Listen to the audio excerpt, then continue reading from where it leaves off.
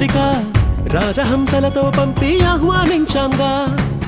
కుదురుగా నిమిషం కూడా నిలబడలేమే బొత్తిగా ఏమాత్రం ఏ చోట రాజీ పడలేక